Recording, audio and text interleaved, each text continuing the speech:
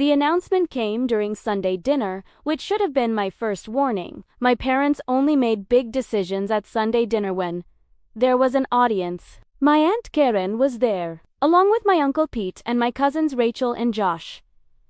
My grandmother sat at the head of the table in her usual spot, cutting her pot roast into precise, identical pieces. And of course, my sister Madison was there with her fiancé Eric, both of them glowing with that nauseating happiness of people who've never faced a real problem in their lives. I was setting down the mashed potatoes when Mom cleared her throat. Everyone, Derek and Madison have some exciting news to share. Madison's smile could have powered a small city. We've set a date, June 14th, and we've decided to save money by living here for a year after the wedding while we look for the perfect house. Aunt Karen clapped. How wonderful. Your parents' house is so spacious. It is, Mom agreed, looking directly at me, which is why we've made a decision. Emma, we're going to need your room for Madison and Derek. It's the biggest bedroom, and they'll need the space as newlyweds. I stopped mid-reach for the butter. What? Your room, Dad said, not looking at me. You'll move to the basement. It's been renovated. There's a bathroom down there now, and plenty of space for your things. The basement, the unfinished basement with concrete floors, exposed ceiling pipes, and a bathroom that consisted of a toilet and sink installed last year when Dad got tired of coming upstairs during football games. The basement, I repeated slowly. It's very reasonable, Mom said. Madison and Derek need privacy. They're starting their married life. You're single. You don't need a large room. I pay rent. The table went quiet. Dad's fork stopped halfway to his mouth. What? I pay rent. $750 a month. I've paid it for 3 years, since I graduated college and came back to save money for a house down payment. That's not rent, Mom said dismissively. That's your contribution to the household. For food, utilities, the space you occupy. The lease agreement we signed calls it rent. There's no lease agreement, Dad said. I pulled out my phone, opened my files, and showed him the PDF. Yes, there is. You signed it 3 years ago. It specifies I'm renting the second-floor bedroom with attached bathroom for $750 per month, with 30 days notice required for any changes to the arrangement. Dad's face went red. That's just a formality. We're family. Family makes sacrifices for each other. I've made plenty of sacrifices. Like what? Madison's voice was sharp. She'd been silent until now, letting Mom and Dad do the talking, but apparently, I'd struck a nerve. You live in Mom and Dad's house paying basically nothing while I've been responsible. Building my career, planning my future. You've been living with Derek's parents rent-free for 2 years. Her mouth snapped shut. And before that, I continued calmly. You lived in the sorority house that Mom and Dad paid for. $32,000 a year. For 4 years, while I lived in the cheapest apartment I could find and worked 2 jobs to pay my own way through school. That's different, Mom said. Madison needed the social connections for her career. Madison works at a boutique selling handbags. It's a career-launching position, Madison snapped. It pays $11 an hour. Emma, that's enough, Dad said. This isn't about Madison's job. This is about family. Madison and Derek need space to start their life together. And you have a perfectly good room in the basement. I looked around the table. Aunt Karen was studying her plate. Uncle Pete was refilling his wineglass. My cousins were scrolling through their phones under the table. Only Grandma was looking at me, her expression unreadable. When do you need me out? I asked quietly. Mom's shoulders relaxed. This weekend would be ideal. Madison wants to start decorating before the wedding. The wedding's in 4 months. She needs time to make it perfect, of course. I set down my napkin and stood. Excuse me, I've lost my appetite. I walked out of the dining room, up Teaster's Inn, into my bedroom, the bedroom I'd paid $27,000 to occupy over the past 3 years. The bedroom with the attached bathroom, the walk-in closet, the window seat where I read on Sunday mornings. I pulled out my laptop and opened my banking app. Then I made a phone call. Heritage Bank. This is Stephanie.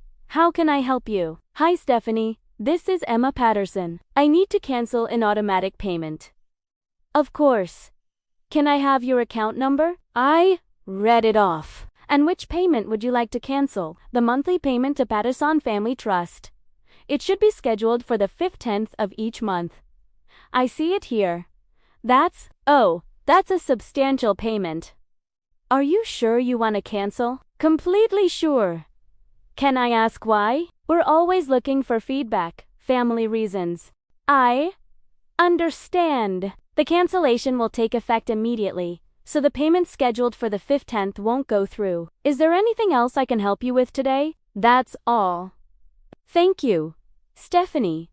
I hung up and sat on my bed, looking around the room one last time as mine. Then I started packing. I moved to the basement on Saturday. It took me 4 hours to transfer everything: clothes, books, laptop, the small TV I'd bought myself for Christmas. Madison supervised from the top of the stairs, occasionally calling down helpful suggestions like be careful with the walls. They just painted and don't take up too much storage space. We'll need room for wedding gifts. By evening, I was settled in my new space. The concrete floor was cold even through the area rug I'd brought down. The ceiling was 7 feet high, crisscrossed with pipes and ductwork. The bathroom was in the corner behind a partial walnut door, just an opening. You could hear everything happening in it from anywhere in the basement. But it had a lock on the door at the top of the stairs, and that was all I needed. I lay on my bed, just a mattress and box spring now. The frame wouldn't fit down the narrow staircase, and waited. Monday morning, I left for work at 7 a.m. I worked as a financial analyst for a mid-size investment firm downtown. The pay was good. The hours were long, and my boss appreciated that I actually understood the spreadsheets I created. At 9:30, my phone rang. Dad. I let it go to voicemail. At 9:45, he called again. Voicemail. At 10, Mom called. Voicemail. At 10:15, Madison called. I answered that one. Hey, Maddie, what did you do? Her voice was shrill. Mom and Dad are freaking out. The bank called them this morning about some missed payment, did they? Emma, what did you do? I canceled a payment. Like I told them I would. What payment? What are you talking about? Ask Mom and Dad. They won't tell me. They're in their bedroom with the door locked, and Dad's yelling at someone on the phone, probably the bank. What bank? Emma, you're scaring me. I'm scaring you. I kept my voice level. Madison, you took my room. The room I paid rent for. The room I had a lease agreement for. You just assumed I'd move to the basement like a good little doormat, and everyone went along with it. It's just a room. Then, you'll be fine in the basement. I'm not living in the basement. I'm getting married, congratulations. I'm hanging up now. I ended the call and silenced my phone. The email started around 11, from Richard Patterson, Dad subject. Call me immediately, Emma. Call me right now. This is not a joke. You need to fix this today. Dad, from Susan Patterson, Mom subject. What have you done? Emma Louise Patterson. I don't know what game you're playing, but it ends now. Call the bank and reinstate that payment immediately, or there will be serious consequences. Mom, from Madison Patterson subject. You're ruining my wedding. I can't believe you're being so selfish. This is my wedding, the most important day of my life, and you're trying to sabotage it because you're jealous. I always knew you resented me, but this is low even for you. Fix whatever you did. Madison. I deleted all 3, without responding. At lunch, I met my best friend Kayla at the cafe down the street from my office. She was already there when I arrived. Laptop open, working on her graphic design project. You look calm, she observed as I sat down. I am calm. They called yet? 6 times, plus emails. And? I ignored all of them. She grinned. God, I love you. What do you think they'll do? Show up at my office? Probably. Or wait until I get home. You ready for that? I pulled out a folder from my bag. I've been ready for 3 years. Kayla looked at the folder. What's that? Every receipt, every bank statement, every proof of payment. Every text message where I asked for basic repairs and got ignored. Every family dinner where Madison got praised for nothing while my actual accomplishments got dismissed. Everything. You documented everything. My therapist suggested it. Said if I was going to stay in that house, I should protect myself legally and emotionally. So I did. Your therapist is good. She really is. I got home at 6:30. Dad's car was in the driveway, so was Mom's, and Madison's, and Derek's. Family meeting. Excellent. I walked in through the garage and found them all in the living room. Dad was pacing. Mom was on the couch, clutching a tissue. Madison was crying into Derek's shoulder.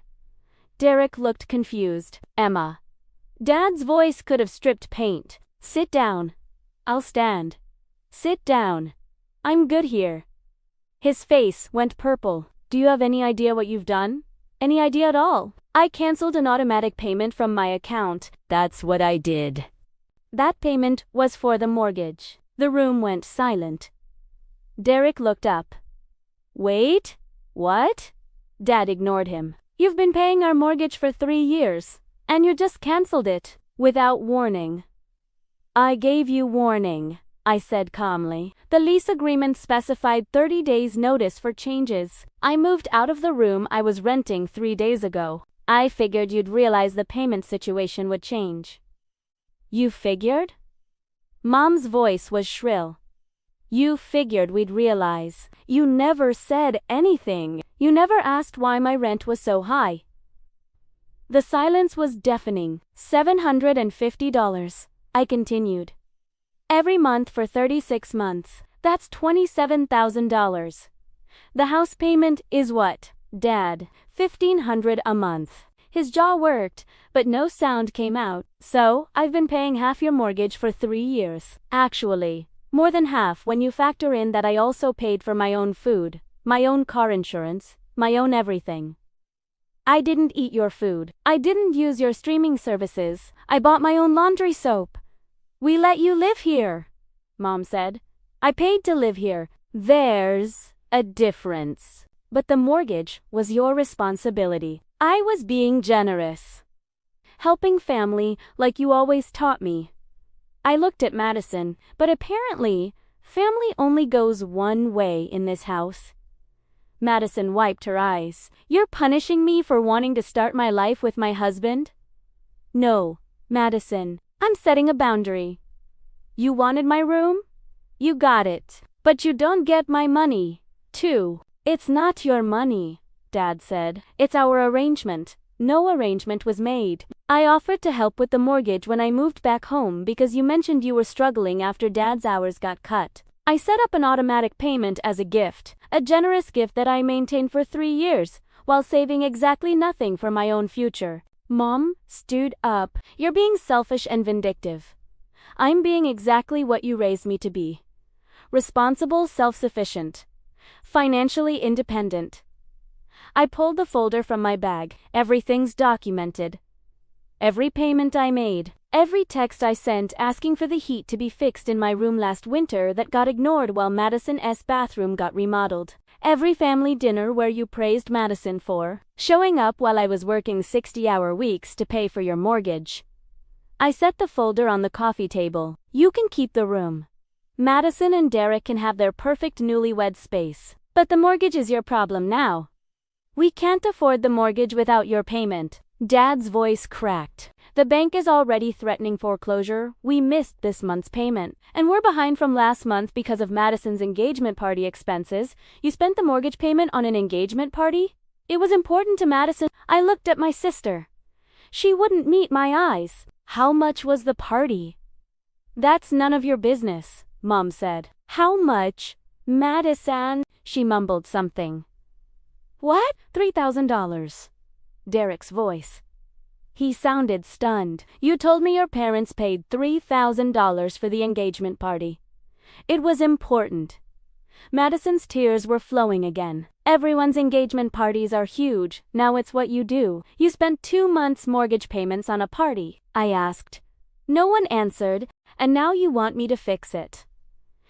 To reinstate my payment so you can keep living beyond your means while I sleep in your basement and subsidize Madison's wedding fantasies. You're our daughter, Mom said. Family helps family. You're right. Family does help family, which is why I'm going to help you learn to live within your means. I picked up my bag. I'm moving out this weekend. I've already found an apartment. That was a lie. I hadn't found one yet, but I would. You can't move out, Dad said. Watch me. Who's going to pay the mortgage? That's your problem, Dad. Figure it out. Get a second job. Cut expenses. Sell the boat you never use. Cancel the country club membership. You know, all the things you told me to do when I asked for help with my student loans. Mom's face crumpled. You're really going to let us lose our home? You really going to let your daughter live in a basement so her sister can have the nice room she didn't pay for? That's different. How? No one had an answer. I walked to the basement door and started down the stairs. Behind me, I heard Madison say, "Derek, tell her she's being crazy." Derek's response was quiet but clear. Actually, I think she's being smart. I found an apartment by Thursday, $800 a month for a one-bedroom in a decent neighborhood, 20 minutes from work. The landlord was a retired teacher named Mrs. Chun, who liked that I had steady employment and good references. You seem like a responsible young woman, she said as we toured the space. I try to be. Parents must be proud. I smiled tightly. Something like that? I signed the lease that afternoon. Move-in date, Saturday.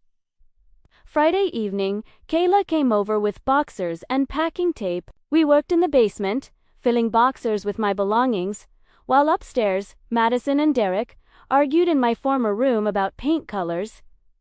Did they say anything else about the mortgage? Kayla asked, taping up a box of books. Dad called the bank and tried to set up a payment plan. They told him he needs to make 3 months' payments up front to avoid foreclosure. That's $4,500. Does he have it? No. They spent their savings on Madison's engagement party and the first wedding. Deposit? Jesus.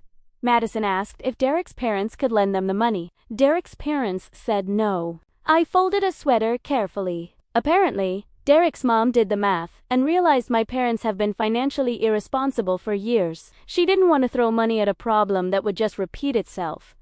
Derek's mom sounds smart. She's a CPA that tracks. We packed in silence for a few minutes. Do you feel bad? Kayla asked quietly. I thought about it. No. I feel free. Free. For the first time in 3 years, I feel like I can breathe. Good. You should. Saturday morning, I loaded everything into a rented U. It took 3 trips. I'd accumulated more than I realized over the years. Books, clothes, kitchen supplies I'd bought because Mom didn't want me cluttering her kitchen. The good towels I'd purchased when the family ones got to thrift. Mom watched from the living room window but didn't come out. Dad was in the garage, pretending to organize his tools. Madison and Derek were gone, probably at Derek's parents' house, avoiding the drama. The only person who helped was Grandma. She showed up at 9 a.m. with coffee and breakfast sandwiches. Thought you could use sustenance, she said, handing me a sandwich. Thanks, Grandma. She watched me load boxers for a minute. Your mother called me last night, crying. I'm sure she did. Said you abandoned the family in their time of need. I stopped mid. That's what she said. That's what she said. Grandma took a sip of her coffee. I told her she was being ridiculous. I blinked.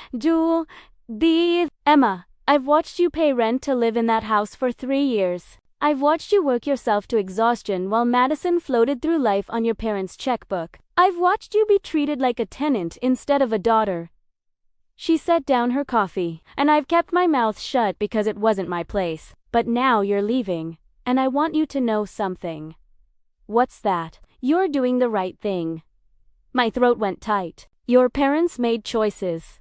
Bad choices. Financial choices based on keeping Madison happy instead of being responsible. That's not your burden to bear. They're going to lose the house. Maybe. Or maybe they'll figure it out, sell Tayboat. Cancel the country club. Downsize? Learn to live within their means. She handed me another box, but that's their lesson to learn, not yours to fix. Mom won't see it that way. Your mother hasn't seen a lot of things clearly for a long time.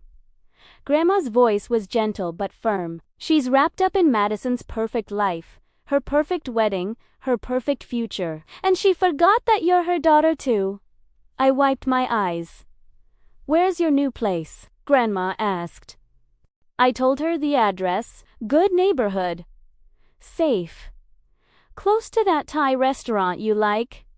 You remember that. I remember everything about you, sweetheart. Someone should. We loaded the last box together. The apartment was small but mine. The walls were white, the carpet was new, and the kitchen had actual counter space. Mrs. June had left a welcome basket with coffee, tea, and a potted plant. I unpacked slowly, methodically. Clothes in the closet, books on the shelves, kitchen supplies in the cabinets. By evening, the place looked like a home. I ordered Thai food from the restaurant Grandma mentioned and ate it sitting on my couch, the couch I bought myself too. Years ago, that had been relegated to the basement because Madison said it didn't match the aesthetic upstairs. My phone buzzed. A text from an unknown number. Unknown, this is Derek. I wanted to say I'm sorry for how everything went down. Madison told me you'd always been difficult. But after seeing everything this week, I realized that wasn't true. You were just the only one being honest. I stared at the message for a long moment, then replied, Me. Thanks for saying that. I appreciate it. Derek, for what it's worth, I'm making Madison get a full-time job. We're paying for the wedding ourselves. No more help from my parents or yours. Me. That's probably smart. Derek, yeah. My mom pointed out that if we can't afford our own wedding, we can't afford our own life. She's not wrong. Me, your mom sounds wise. Derek, she is. She also said your parents have been financially abusing you. I sat up straighter. Me, she said that. Derek, financial abuse, using you for money while treating you like you're less than. She said it's a form of exploitation. Me? Huh? Derek. Anyway, I'm sorry, and I'm going to make sure Madison understands what you did for them. What you've been doing. Me. Good luck with that. Derek. Thanks. I'll need it. 2 weeks later, I got a call from Dad. I almost didn't answer, but curiosity won. Emma, Dad, we need to talk. I'm listening. The bank is starting foreclosure proceedings. We have 90 days to catch up on the payments or sell the house. I'm sorry to hear that. Are you? Because you caused this, Dad.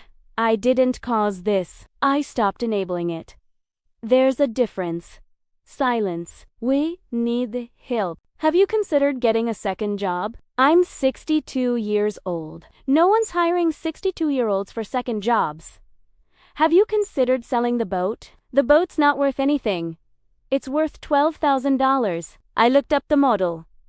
More silence. Have you considered canceling the country club membership? That's our social network. It's $400 a month you don't have. Emma, please, Dad, I love you. But I'm not fixing this. You made financial decisions based on what made Madison happy instead of what was responsible. Now you're facing the consequences. That's not cruel, it's reality. You're really going to let us lose our home. I'm really going to let you make your own choices and live with the results. Just like I had to. I hung up. A month later, Kayla and I were having dinner at my apartment when my phone rang. Grandma. Hey, Grandma. Emma, sweetheart. I wanted to give you an update. About your parents sold the boat. I sat up. They did. Listed it last week. Sold it yesterday for $11,500. Also canceled the country club membership. Wow. Your father got a part-time job at the hardware store, 20 hours a week, and your mother started doing bookkeeping for the boutique where Madison works. Mom's working 3 days a week. She complains constantly, but she's doing it. Are they going to be okay? They're going to make the payment. Barely. They'll be living tight for a while, but the house won't be foreclosed. I felt something loosen in my chest. Relief, maybe. Or validation. Thanks for telling me, Grandma. There's more. What? Madison and Derek postponed the wedding. What? Why? Because once they started actually planning and pricing things themselves, they realized they couldn't afford the wedding Madison wanted. Derek put his foot down, said they'd get married next year after they'd saved money. Madison threw a fit, but Derek didn't budge. I smiled. Good for Derek. Your mother is devastated, but your father... ... double quotes. Grandma paused. I think your father is starting to understand. Understand what? That enabling Madison wasn't helping her. It was crippling her. She's 26 years old and has never had to work for anything. Now she's learning, and it's hard, and your parents are watching it happen. Do they blame me? Do they blame me? Your mother does. Your father. I'm not sure. He asked about you yesterday. My heart jumped. He did. Asked if you were doing okay. If your apartment was nice, if you were happy. What did you tell him? I told him, you're thriving, because you are. 3 months after I moved out, I got promoted at work. Senior financial analyst, with a $20,000 raise. My boss said I'd earned it. My analyst had saved the company significant money on 3 major investments. I celebrated with Kayla and my coworker friends at a nice restaurant. We drank wine and ate expensive appetizers, and I paid the bill without checking my bank balance first. That night, slightly tipsy and feeling bold, I texted Dad, me, got promoted today, senior analyst, $20,000 raise. 3 dots appeared. Disappeared. Appeared. Again. Dad, that's wonderful. Emma, congratulations. You've worked hard. Me, thanks. Dad, I'm sorry. I stared at those 2 words. Me. For what? Dad, for not seeing how hard you were working, for taking advantage, for choosing Madison's comfort over your dignity. My eyes burned. Me. I appreciate that. Dad, can we have coffee sometime? Just to talk? Me. Maybe. I need time. Dad, I understand. I'm proud of you. I set down my phone and cried. Not sad crying. Something else. Something else. Something like grief for what could have been, mixed with relief for what was. 6 months after moving out, Madison called me. I almost didn't answer, but something made me pick up. Emma. Madison. I... ... She took a breath. I owe you an apology. I waited. I've been working full-time for 4 months now. Real hours. Real work. And I'm exhausted. All time. And Derek and I are trying to save for the wedding, and it's so hard. Every dollar matters. Her voice cracked. And I finally understand. Understand what? What you were doing all those years. Working so hard, paying for everything yourself, helping Mom and Dad even though they never appreciated it. She was crying now. I was so selfish. I thought I deserved everything because I was the favorite, but I didn't deserve any of it. You did. I sat down on my couch. Emma, I'm so sorry. For taking your room, for not caring about your feelings, for letting Mom and Dad treat you like you were less important than me. You weren't less important. You were stronger, smarter, better. Madison, I don't expect you to forgive me. I just wanted you to know that I finally get it, and I'm sorry. We sat in silence for a moment. I forgive you, I said quietly. You do. Yeah, I do. And I meant it. You were enabled your whole life. That wasn't entirely your fault. You're learning now. That's what matters. Derek says, I'm unbearable to live with while I'm learning. I laughed. Are you? Probably. I complain about work constantly, and I cry when I have to budget. And I got mad at him for buying expensive coffee when we're trying to save money. But then I bought expensive shampoo, and he pointed out the hypocrisy. And I cried again. You're growing up. I hate it. Everyone does. Emma. Yeah. Can we try again? As sisters. I thought about it. Let's start with coffee. See how it goes? Really? Really? But Madison. Yeah, I'm not your bank. And I'm not your safety net. If we're going to rebuild this, it has to be as equals. I understand. And Emma? Yeah, thank you for not giving up on me. 1 year after I moved out, I bought a condo, 2 bedrooms, 2 bathrooms, downtown location, walking distance to work. I used the money I'd saved during my year of not paying my parents' mortgage as the down payment. Grandma came to the housewarming party. So did Kayla and my work friends, and, after some hesitation, I invited Dad. He showed up with a bottle of wine and a potted plant. The place looks great, he said, looking around. Thanks. I'm proud of it. You should be. He handed me the plant. This is from Mom too. She wanted to come, but she wasn't sure you'd want her here. She was right. He nodded. She knows she has a lot to make up for. Does she? She's working on it. Therapy.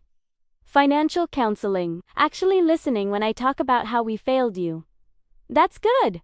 We stood awkwardly for a moment. Emma, I know I can't undo the past. But I want you to know I see it now. How we treated you. How we used you. How we made you feel like you were worth less than Madison. His voice cracked. You were never worth less. You were just stronger, and we exploited that strength instead of celebrating it. Yeah, you did. Can you ever forgive us? I looked around my condo. My space. My achievement. My life built on my own terms. I'm working on it. Dad, that's the best I can offer right now. That's more than I deserve. Probably. He smiled sadly. Your mother and I made the last mortgage payment yesterday. House is paid off. Congratulations. Took us a year of both working extra jobs. But we did Italiano. And we did it without asking you for a dime. I noticed.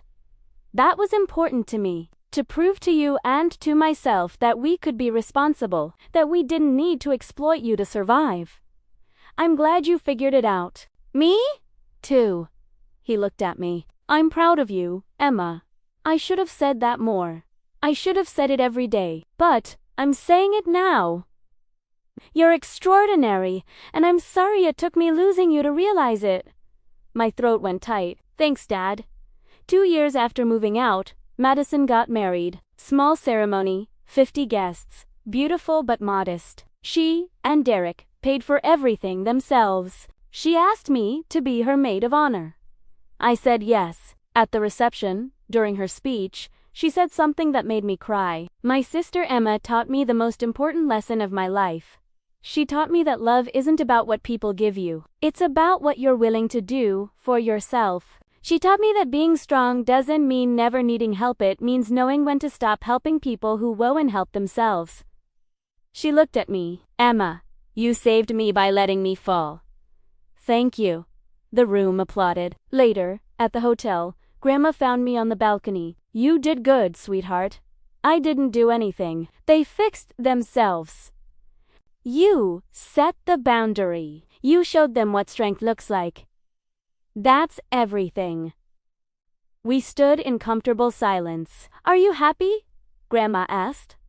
I thought about my condo, my career, my savings account that grew every month instead of disappearing into someone else's mortgage, my relationship with Madison that was slowly rebuilding on equal footing, my father's monthly coffee dates where he listened more than he talked. Yeah, I said, I really am. Good. That's all I ever wanted for you.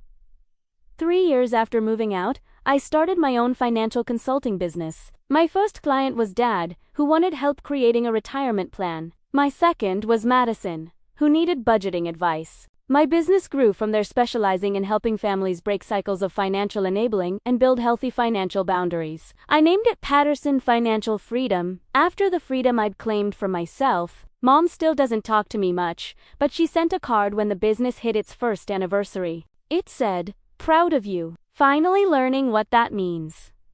It wasn't much, but It was a start.